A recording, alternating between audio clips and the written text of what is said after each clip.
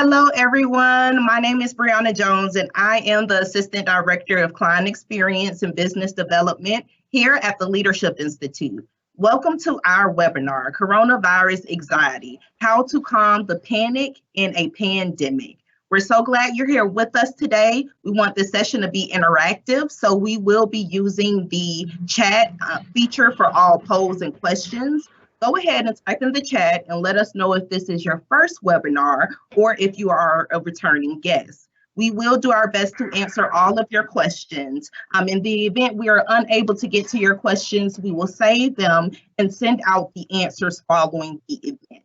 Today's webinar will be facilitated by Dr. Kelly Baez, a corporate trainer, professional health coach, author, and licensed professional counselor with a PhD in psychology. Dr. Baez has been featured in Dr. Oz, Good Life magazine, and is often quoted in Shape, Reader's Digest, Forbes, Teen Vogue, Parents, and more.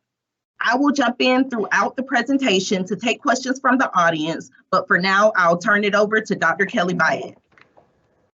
Hi, everybody. I'm really thrilled to be here today.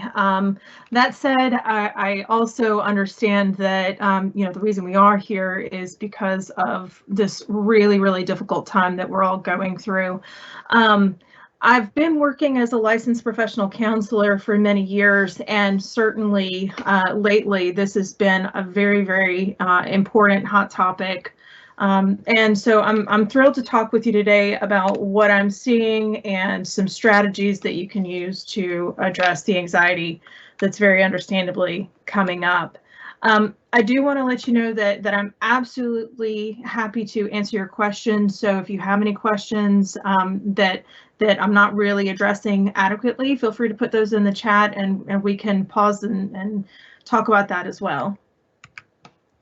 So the goal of this training is to understand the difference between anxiety and fear, because that can be a really empowering distinction to make when you're feeling overwhelmed with everything that's going on. I want to talk about developing a new normal, because what we're seeing is that even if things go back to, we handle this virus, there's probably going to be some changes in the way we think, the way we behave, and just the general way we run our lives.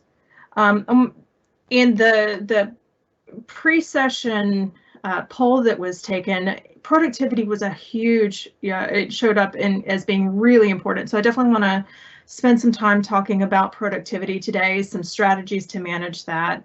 And then another topic that came up in the poll was how to support your children without losing your mind or your job, because obviously juggling that right now is incredibly difficult and just an unprecedented task. So first I want to talk about anxiety versus fear. Fear is a response to a specific and imminent danger. If there's a bear in front of you, that's going to cause fear. If you're walking in the woods and you don't see anything, but you kind of imagine that maybe something could be out there to jump out at you, that would be anxiety. Anxiety is a response to a vague and future threat.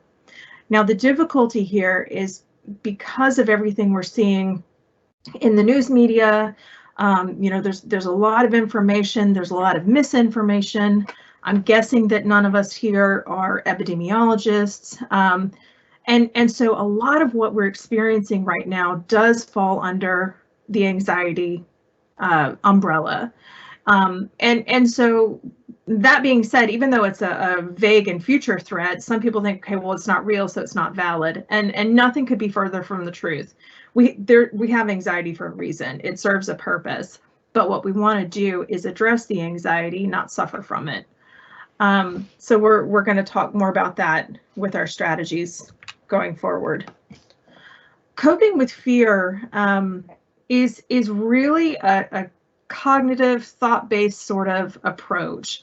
We want to focus on the facts. Facts are empowering. Unfortunately, again, as I mentioned, focusing on media, it can really incite fear or anxiety because we're not really getting clear, distinct information. We're getting nuances that are designed to maybe scare us a little bit more even.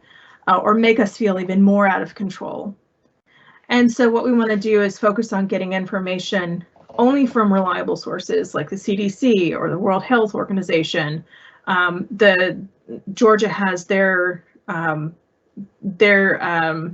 health information website. So we definitely want to focus on just those sources and limit anything that's coming from the news, because the news has that added need to kind of sell their channel or sell their station. And so again, there's going to be nuances. It goes back to like word choice or graphics that they put up, and it's designed to create more fear. So we definitely want to set boundaries based on those facts as well. Now, certainly, with the shelter-in-place orders and that kind of thing, if somebody comes into your home and is ignoring some of those orders, or if your boss is asking you to go out and continue to work during this time, that may not feel safe, and that can create a sense of fear because you're sort of going out into an imminent threat. So talking about boundaries and setting those boundaries, maybe telling family members that they can't come over right now because that wouldn't be safe, even though that's a really uncomfortable conversation to have. That can be really helpful in eliminating some fear that can be associated with this virus. And then if you have any questions, you have that tickle in your throat and you're like, is this coronavirus, or is this the massive amount of pollen that's out right now? Checking in with your healthcare provider can be a helpful strategy, again, to get information to fight the anxiety and fight that fear so that you can feel more empowered. Anxiety is a different sort of situation, and I like to talk about coping with anxiety in two parts. Okay, so if we think of anxiety as being on a scale of 1 to 10, most of us in the normal way of things, we're kind of at a, at the lower end of things, maybe a 2, or maybe even, if you kind of struggle with anxiety, maybe your baseline is at a 4.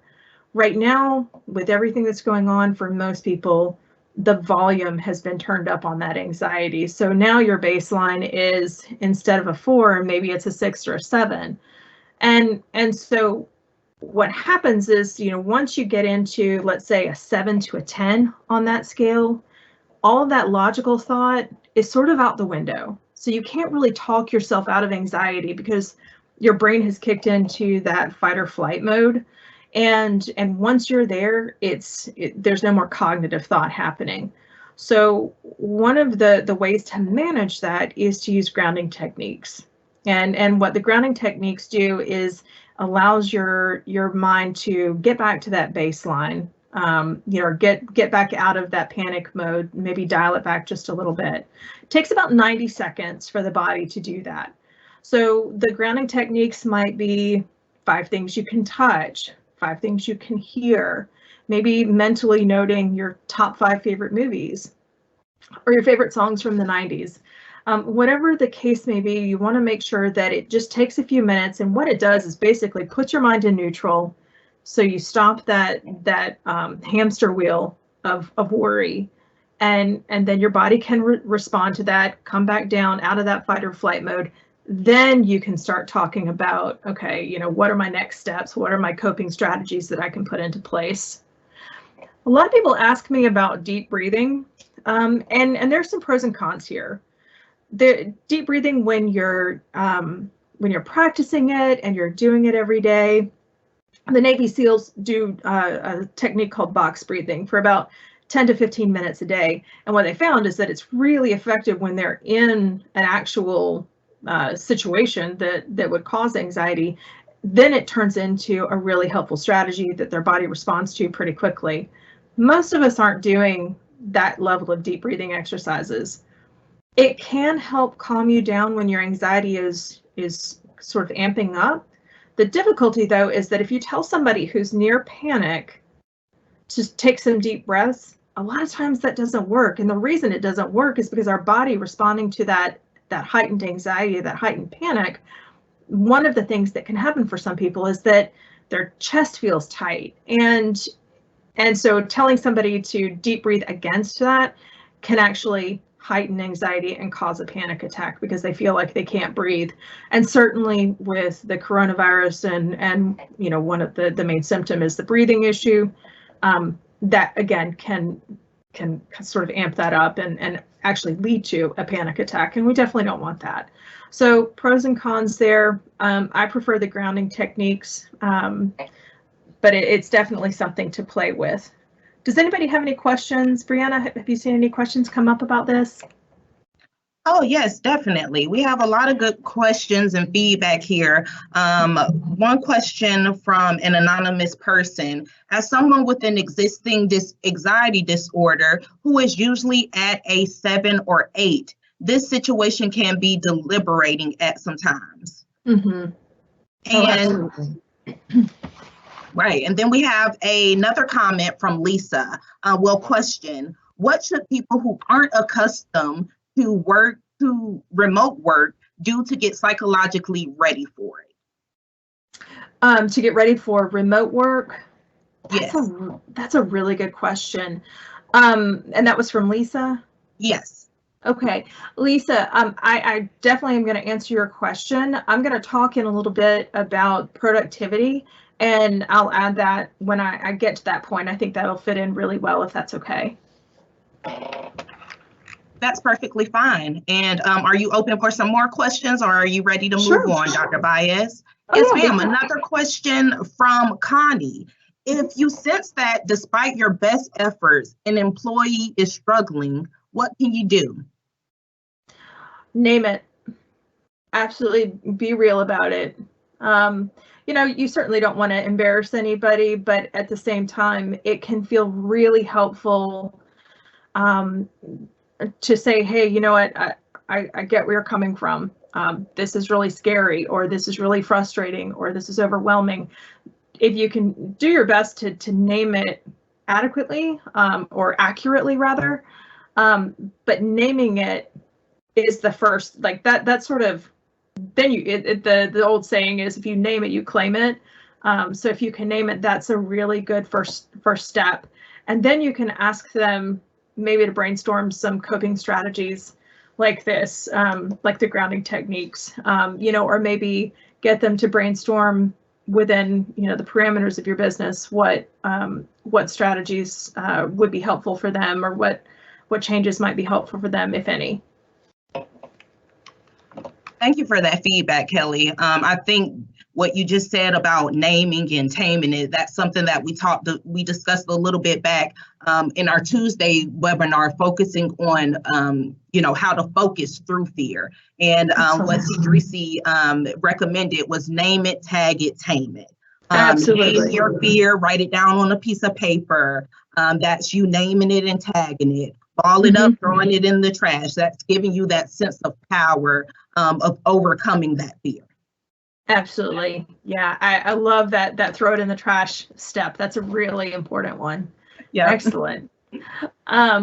So as far as coping with anxiety, there's that part 2. So once you ideally get your anxiety out of that fight or flight mode, out of that 7 to 10, then you want to get both proactive, but also sort of, in the moment, managing your anxiety. Obviously, limiting social media. We hear that a lot, but the reason that's important is that if you already do, it's important for everybody, but if you already are prone to anxiety or depression, you might have heard the term ruminating, which is where you sort of mentally chew on things. You kind of go through worst case scenario. A lot of times it's labeled as overthinking. Social media, particularly in a crisis situation like this, social media does our ruminating for us. We don't even have to put any mental energy into it. You scroll and you get reminded of all the scary, horrible, negative things that are happening. And so it can keep you stuck in that mindset. It makes it very, very difficult to break out of that mindset so that you can do other things.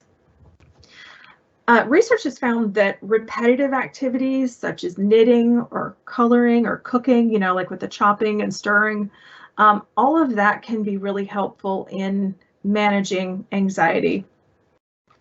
Everybody's recommending 30 minutes of activity per day. This can feel really, really difficult for people. This is one of those, yes, it's helpful, but it's also, it can feel like it doesn't fit. A lot of people are basically grieving right now. And so things can feel really heavy. So if you're used to hitting it really hard at the gym and, running 3 miles a day and that kind of thing, it's okay to dial it back. Activity is still activity. You don't have to go, all in that way if you're grieving. So giving yourself permission to maybe just go for a walk instead, or to do some gentle stretching right now, just to sort of check in with your body and maybe release some tension that can build up. Research also is indicating to spend 30 or more minutes of social interaction per day. There's a bit of a caveat here. If you're an introvert and you spend all your time during the day on webinars like this, or meetings, or just kind of interacting with your coworkers, that can be very, very draining. And so you may want to have like one check-in with somebody who's really close to you, that feels good. But it's okay not to schedule a Zoom meeting cocktail party with 15 of your closest friends at the end of the day. Like, we have to take into consideration what the need is and how to balance that need. But being intentional about connecting with someone for just a bit of time can be helpful. Now, if you're an extrovert, that's different, because you get your energy from interacting with people. And so it's important to reach out and be really proactive about that. Mindfulness meditation is also a great way of coping with anxiety. It's sort of the pre-work to managing anxiety.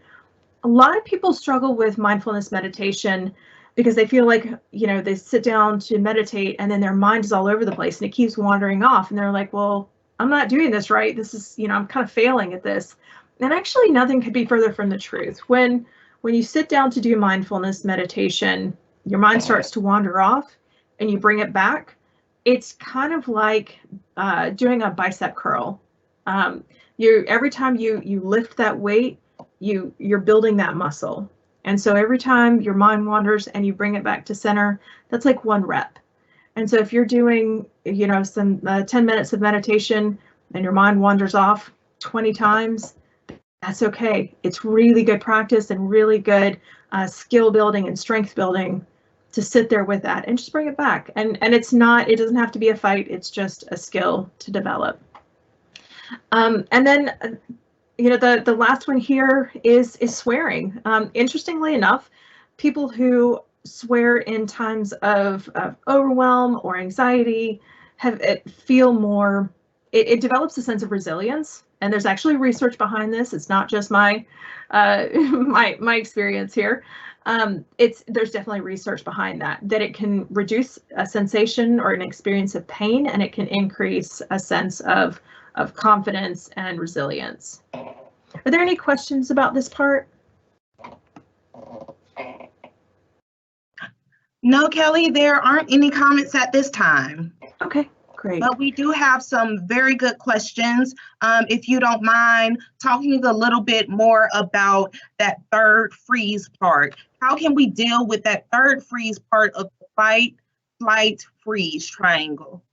Oh, yeah, absolutely. Freeze is a really normal, natural part or a reaction to anxiety. And so what you want to do in those moments is, again, look for ways to do the grounding techniques to sort of bring yourself out of that. And then another step to do would just be to look for the bare minimum of what you could do, just one very, very small step. So if you're freezing at the thought of tackling your workday, what you want to do is break that up into very, very small parts. So it may be the first step is to go get a glass of water, or go get some tea or a snack or something like that. Just a very small step. Again, as you're doing the grounding techniques, sometimes that's enough to sort of get some forward momentum going. And in reference to the grounding techniques that you speak of, one person asked, what is your suggestion to get some me time during a time when it is difficult to escape from life, family, and work, since we all are working from home at the moment? Mm-hmm. Absolutely. You know, that comes back to boundaries, and we are going to talk about boundaries in just a little bit, but it's important to let people know what you need. And I'll just give you a personal example here. I go running in the morning. I love my kids. I love my kids so much. I do not want them to run with me in the morning. And so, you know, a lot of times I'll get some long faces when they ask if they can come with me, and I'm like, no. And so, you know, setting those boundaries so that you can get that time to yourself. And you also want to be really intentional about getting the most bang for your buck. You know, if you've got 30 minutes to yourself, do you want to spend it going for a walk, or do you want to spend it in front of the TV? Maybe you're watching your favorite show, but your kids are kind of climbing all over you. Sometimes that's not helpful. And so thinking about how to spend that time wisely can be really helpful. Right. And for me, I found that my boundary settings are letting people know how much I dislike clickbait. Please do not send me anything if it's not from the CDC or World Health Organizations.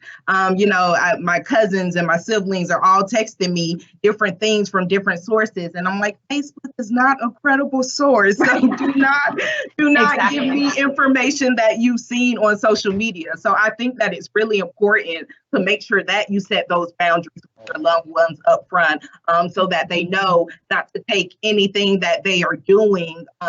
You know, if you don't like it, don't take it offense to it, but to definitely be understanding that that is what's helping somebody cope with their fears and anxiety during this time. Absolutely. Yeah. And I mentioned this before, but I'm going to say this again as we sort of move forward through this process. It's important to keep it real. You know, we have this, particularly here in the South, you know, we have that, you know, how's it going? Oh, it's going great. How are you doing? I'm a mess. You know, like keeping it real when you can is going to be a really fantastic coping strategy. Part of anxiety is that we're struggling to maintain some kind of order that we think we quote unquote should have. But in this situation, it can be very, very helpful to just be real about it, and let people know that you're struggling. All right, so, Kelly, I think that's it for right now. I'm sorry. Oh, no, go ahead. Go ahead. I'm sorry about that. Oh, no problem. I was just going to jump into productivity. I want to make sure that we have time to address all the questions that are coming up here, because I definitely get that this is a challenge. The first thing I want to say, though, is that you are not working from home right now. You are working from the safety of your home during a crisis. And so we have to manage our expectations about what's going on. This is not, you know, your boss sends everybody home, and it's not the treat that it would normally be. We're in the middle of a crisis, and being real about that, and being real about what's possible is important. So managing your expectations for your productivity, and managing your boss's expectations for productivity. Again, this is where boundaries can be important. I had a client whose boss told them that they needed to, instead of the commute that person would normally have, that they need to just put in extra hours to make sure that they're meeting all of the demands there. And that's outside of work hours. There's no additional pay for that. And so that's something to set a boundary about, you know, because that wouldn't be fair. Managing distractions is going to be really important, also very, very difficult. A lot of people have found that it's helpful to be out of sight. If you have children, now certainly safety is an issue. You know, my kids are in their middle grade years, so it's easier for me to walk away and shut the door. But if it's safe to do so, being out of sight of your kids can be a great way to limit distractions and limit the interruptions that you'll have, because sometimes out of sight is out of mind. Turning off notifications on your phone, this is a very difficult time in any event. There's probably a lot swirling around in your mind, a lot of anxiety. If your phone is buzzing or you're getting email alerts, that's going to make it that much more difficult. It takes 26 minutes to get back into a state of flow, if you're lucky enough to be in the flow state while you're working from home right now. So you definitely want to limit anything that would interrupt that would take you that much time to get back into it. Notice your emotional reactions. And again, it goes back to naming them, not being emotionally hijacked by them, but naming them in the moment. And then being overly compassionate, both with yourself and with other people. Everybody's struggling, and everybody's struggling in different ways. And it's hard for us to know, is somebody worried about their parents, or does somebody have, a brother out in California who's really sick? We don't know. And so we want to err on the side of compassion towards each other. And that can be helpful because it just elevates our mental state to sort of be intentional about giving compassion towards others, which again, we need right now.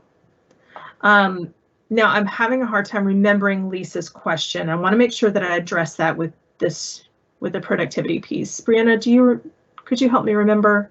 Oh, yes, no problem at all. Just let me scroll through my notes.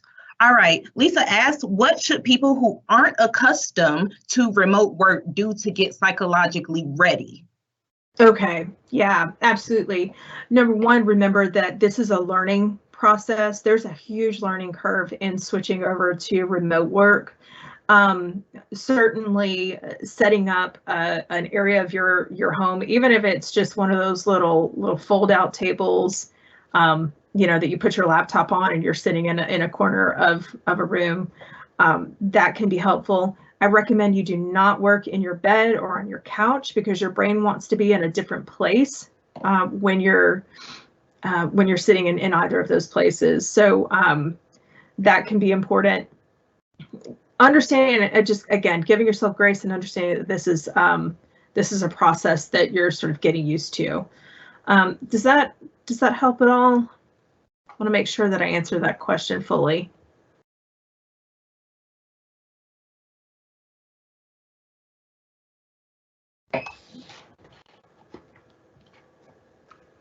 And while we're waiting, are there any response, Kelly? So I think that you summed that up very well. I would like to go to another question. Someone anonymously asked, since many people are losing their jobs or taking pay cuts, what suggestions do you have for coping with anxiety around job loss and not being able to provide for your families? Number one, that's one of the most challenging, heartbreaking, fear-inducing situations to be in. And so, we can't Mary Poppins our way through that. Do you know what I mean? This isn't something that we can pretend, that it's easier than it could be. One thing that we do know, though, about these sorts of situations is that so much of this comes back to that feeling of loss of control, which can again create a tremendous amount of fear and anxiety. And so in these situations, we want to look for the things that can be controlled and really focus on that, get laser focused, put blinders on and laser focus on the things that you can control, because sometimes trying to carry all of the actual fear of some very real challenges, coupled with all the anxiety about the what ifs, that can cause some real paralysis. So we want to focus on what's possible and put all the energy and brain power into wherever there's an opportunity to manage that. Thank you so much, Kelly. And going back to the struggle to find balance in turning off from work and being able to relax, I have a question from Gwen. It has been difficult turning off when working from home. How do you turn off? I personally go out and go play with my dogs out in the yard.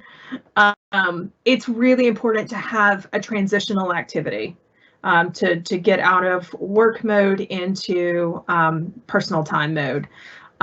So for some people, it could be taking a shower at that time, or going for a quick walk, or again, playing a game with your kids if that's something that feels okay. Just whatever transitional activity that could be. Now, a lot of people are probably thinking, well, I'm going to go get a cocktail or a glass of wine or something like that, and that, like, there's pros and cons there, and nobody's judging that.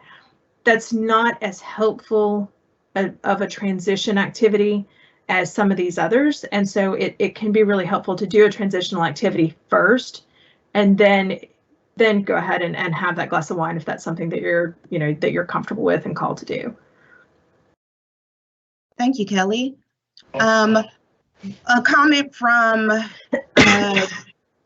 Sarah. It says, even being intentional with our own time, I found I've been focused on trying to meet the needs of my family. And I know that that's something that we all struggle with, just being in such close proximities with our loved ones, being able to tend to their needs as well as tend to our own. So that leads me to a question from an anonymous person. Advice for anxiety/stress caused by close contact with the household members during this time. Absolutely. Yeah. Again, what we want to do is look for ways to be intentional about engaging with our kids or our family members, but also looking for ways to verbally set some boundaries. I've said to my kids, I love you guys, but why don't you go outside and paint for an hour? And that gives me a minute, it gives them a minute, just a little bit of separation there. And again, with your partner as well, if you guys are used to coming together at the end of the day and sitting together and talking or what have you, it can be important to set those boundaries as well, and maybe rework that process. Make sure you get your transitional activity before you go and kind of come together as a couple again. And so, yeah, those would be important. Again, managing your expectations. I know a lot of parents are struggling with that idea of homeschooling. You're not actually homeschooling, you're crisis schooling. Your kids are at home because of a crisis, and there's a lot that you're juggling. And so we want to manage that expectation of what's possible and what you can build into your day. Whether it's with your partner or with your kids, when you can validate their concerns accurately, a lot of times it'll put that to rest. So for example, if you can, you want to make sure that you're as efficient as possible, basically, particularly when you're all together all the time. If they keep coming back to you like, mom, hey mom, guess, mom, and finally you're like, oh my gosh, can you leave me alone? But if you can listen for just a minute and validate their concern and name their concern with them, a lot of times that investment in time is really helpful in sort of getting yourself some emotional space there. Again, limiting exposure to news media, particularly for kids. Stick to the Netflix or Disney Plus or whatever, those sorts of things. As I mentioned, if it's safe to work out of sight. And then a lot of families are arranging trivia games with their kids, with other families or study groups. And you can even partner with other parents and say, hey, can you monitor this study group right now? And then I'll do it, in the next hour, whatever the case may be. Using humor, certainly there's a time and place for it, but if it feels like it would be helpful, it's okay to have humor in the midst of a crisis. It's a coping strategy. And so giving yourself permission to do that, as long as it's not hurting anybody, of course, that could be a strategy. And then again, whether it's with your partner or your kids, if you lose your cool, which is completely understandable, I invite you to apologize and really clarify, this isn't you. I'm feeling really stressed right now, and I misdirected my anger, and I apologize, that kind of thing. Not only is that helpful in the short term, but your kids are watching how you handle all of this right now, this whole crisis situation, this whole transition, and part of managing that can be modeling really healthy communication about stressful times. Any questions about this? No questions at this time, Kelly, but I would like to ask one more question relating coping skills back to work. How do you communicate to your supervisor you are having a hard time focusing at work or dealing with some of your anxieties while working? That's a fantastic question. Some supervisors are better at receiving that than others. And so I fully understand the difficulty that some people are facing, because some organizations, some organizational cultures aren't really safe places to share that kind of vulnerability. That said, you are well within your rights to say, I'm really struggling right now. And this transition has been difficult. You might even say, this transition has been difficult.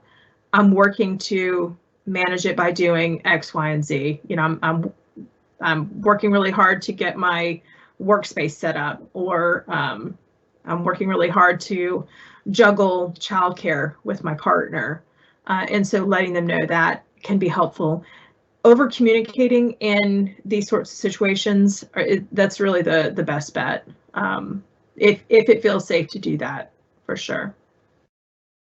Thank you, Kelly. Lots of great questions and insights, you all. Please keep it coming. And back to you, Kelly. Okay, great.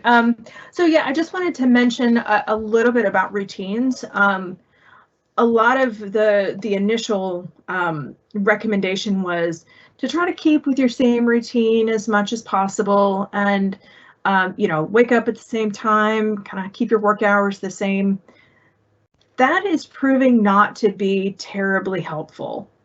We are in, that first week or so, for myself and for a lot of people that I was talking with, it was kind of an interesting, almost exhilarating in a sense sort of experience where you're like, okay, this is happening, let's handle it, it'll be all right.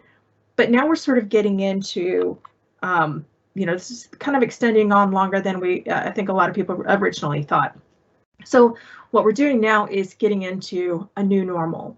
And so I want to just invite you to take a look at your routine and look at what's really difficult, what might be some opportunities to rework that routine so that it fits better with this new normal, with working from home and juggling these sorts of challenges that are in front of you.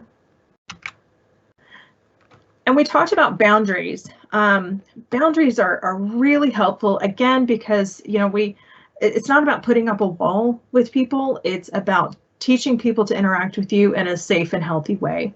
And so it might be communicating about time boundaries. I know a lot of people are struggling because their boss thinks they're home all the time, or knows they're home all the time, and feels like they should answer the phone all the time. And that's not fair, and that's not healthy. And so communicating that, hey, I'm going to be available from, whatever your work hours are, 8 to 5 or so, communicating that and then sticking with that. And that can be very difficult. If your boss calls at 6, that may be a struggle that you have, whether or not to answer, but being very clear about those boundaries can be helpful in the long term. Because if your boundaries aren't respected, then it's actually dangerous for the relationship going forward.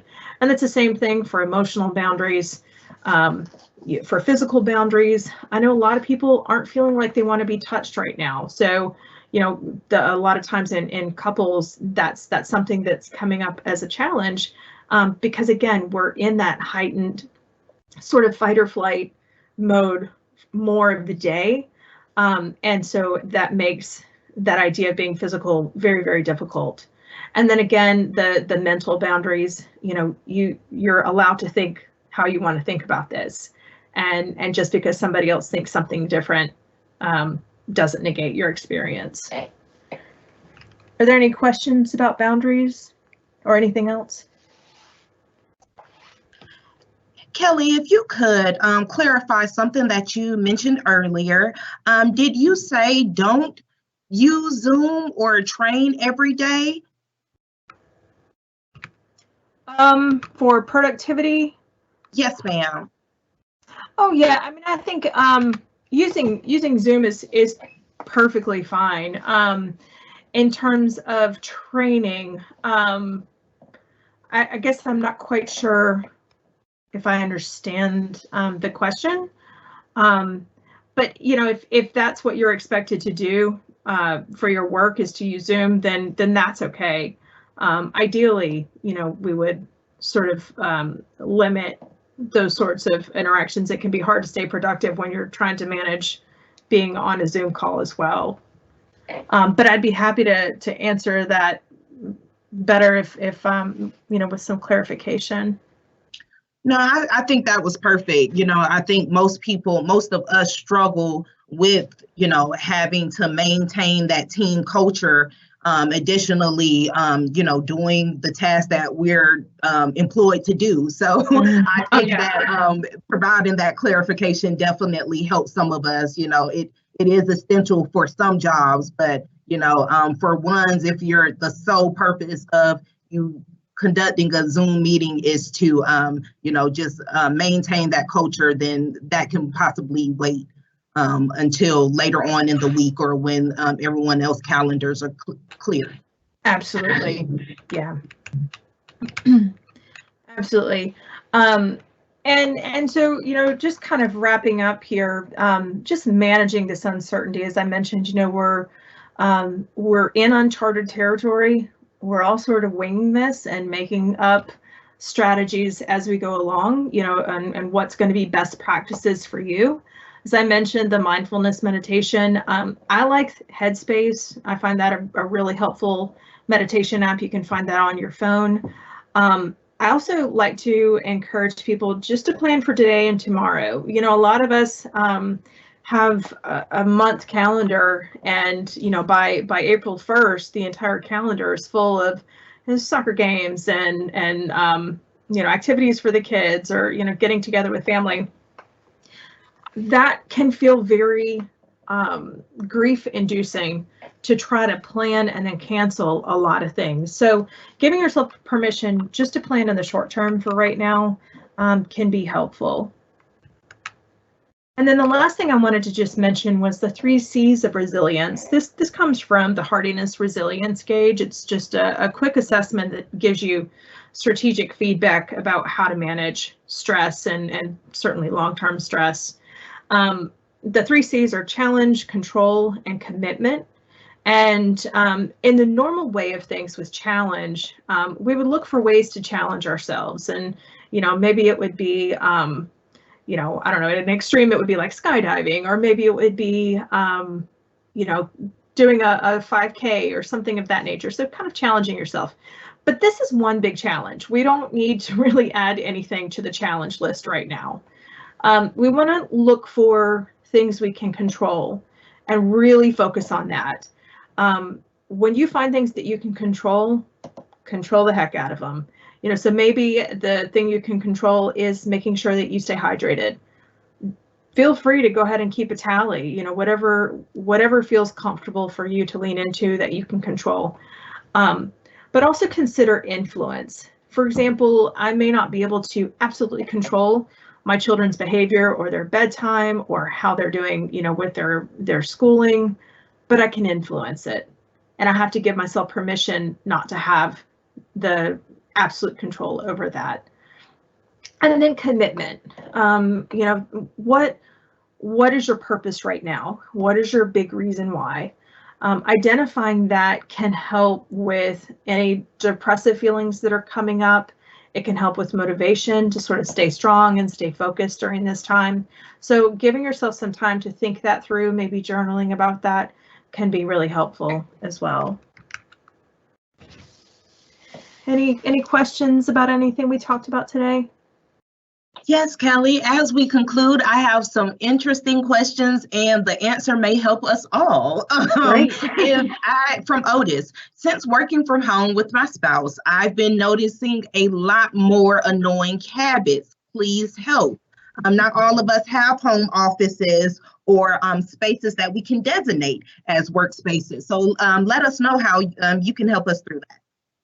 Absolutely. One thing that a lot of people are doing is letting your partner know, hey, I'm going to be deep in working, with this right now, so I'm not going to have time to really talk. Again, that's a boundary there.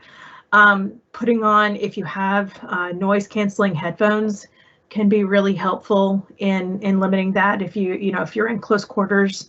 And if your spouse isn't used to all of this and is really struggling with that boundary and they want to maybe chat with you and kind of interrupt you, you can kind of again say, listen, this is what I need right now.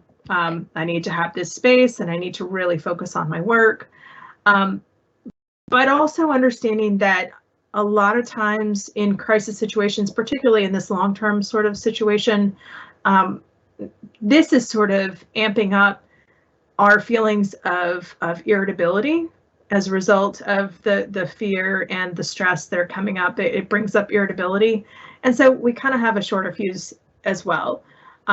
So giving yourself grace and also working to see if you can limit some of those habits that are kind of annoying.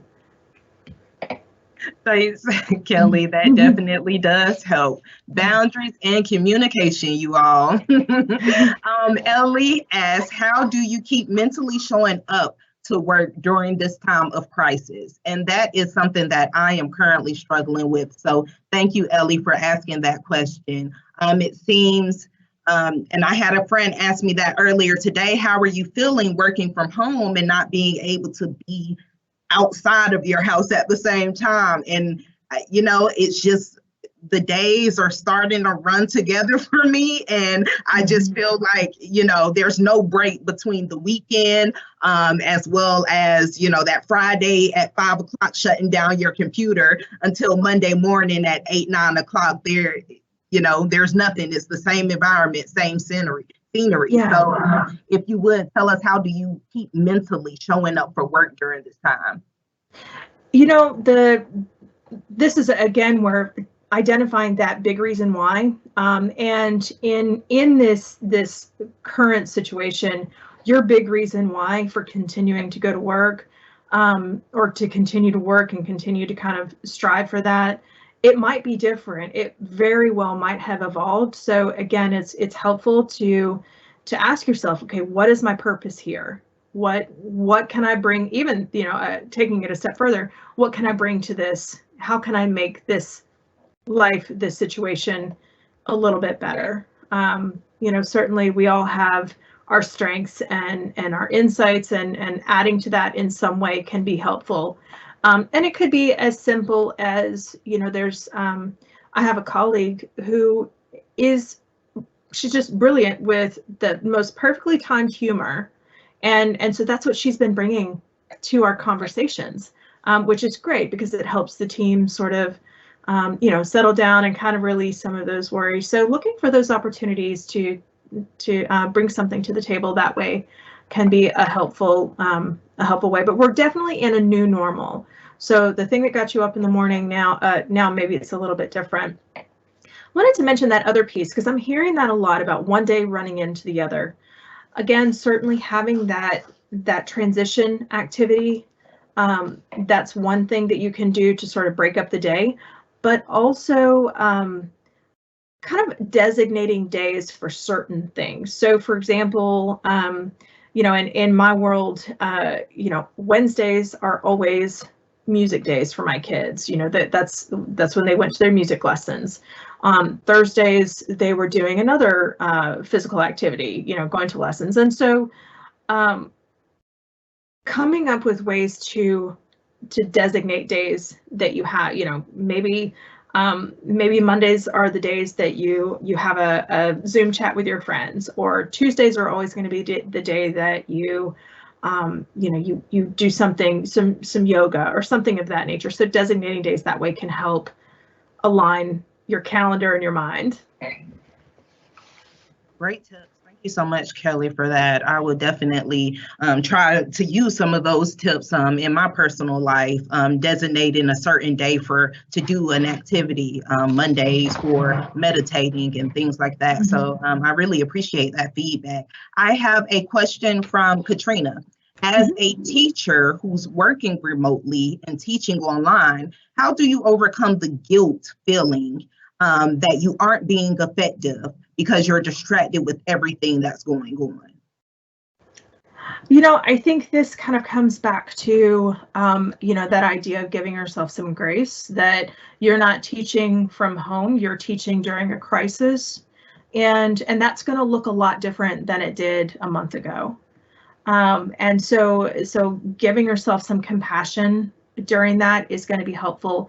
Another strategy that can be helpful with that feeling of guilt is kind of, giving yourself some positive comments as well.